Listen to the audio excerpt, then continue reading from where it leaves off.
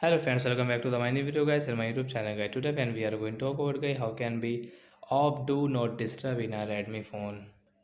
Friends, we want to off guys your do not disturb settings. So how can we off guys do not disturb in our Redmi phone? In this video guys I will show you guys. So before starting video friend, first of all go and subscribe the channel guys, click the bell icon, like the video. So friends, now let's see guys how can be off do not disturb. Open your phone setting guys. After on phone setting guys, scroll it and friends you can see guys your display settings. So guys click on your, oh sorry friends, click on sound and vibration guys. Sorry guys, sound and vibration guys, and again scroll. Friends you can see your do not disturb setting guys. You want to off, so you can off from this right side. Then guys your do not disturb will off, and guys you can use guys your calls and in notification setting guys, means ringtone and notification setting without any problem.